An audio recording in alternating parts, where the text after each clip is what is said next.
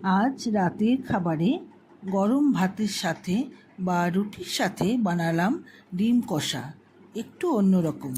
প্রথমে ডিম আর আলুগুলোকে অল্প নুন দিয়ে সেদ্ধ হতে বসিয়ে দিলাম। এবার কী মশলা দেব সেগুলো রেডি করে নেব। এরপর মিডিয়াম সাইজে 3টে পেঁয়াজ বড় বড় টুকরো করে চপারে দিয়ে কুচিয়ে নিলাম। একইভাবে আমি 8-10টা কাঁচা লঙ্কাও কুচিয়ে নিয়েছি।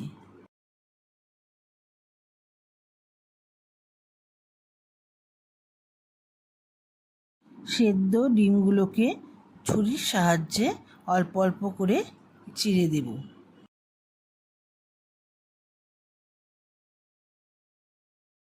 ডিম কষা বানাতে যা যা লাগবে সব রেডি করে নিলাম, আর সাথে 1/2 ইঞ্চির মতো আদাও গ্রেট করে নিয়েছি। এই রান্নাটা সম্পূর্ণ সাদা তেলে করতে হবে, আপনারা চাইলে সরষের তেলেও করতে পারেন। এই রান্নায় তেলের পরিমাণ একটু বেশি দিতে হবে। কড়াইতে 4 থেকে 5 চামচের মতো তেল দিয়ে দিলাম।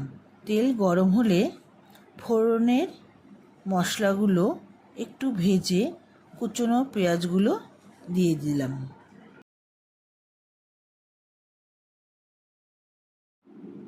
এরপর পেঁয়াজগুলোকে একটু সময় নিয়ে ভাজতে হবে, যাতে বেশি লাল না হয়ে যায়। একটু কালার চেঞ্জ হলে এবার আলুগুলো দিয়ে দেব।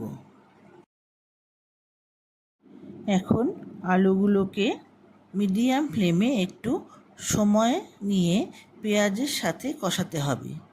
কষানো হয়ে গেলে এবার ডিমগুলোকে দিয়ে দেব।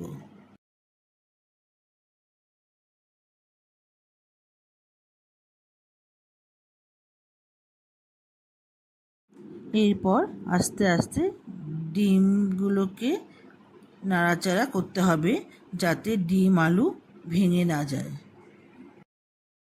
এখন স্বাদ মতো নুন, অল্প হলুদ গুঁড়ো, গ্রেট করা কাঁচা লঙ্কা আর আদা দিয়ে নাড়াচাড়া করে সামান্য পরিমাণ জল দিয়ে লো ফ্লেমে কষাতে হবে।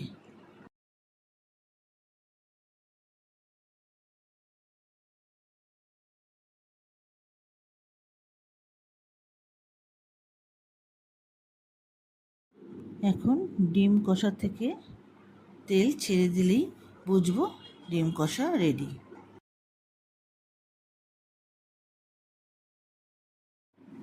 গরম গরম ভাত বা রুটির সাথে আদা কাঁচা লঙ্কার ফ্লেভারে ডিম কষা আপনারাও বানিয়ে দেখবেন, দারুণ সুস্বাদু লাগবে।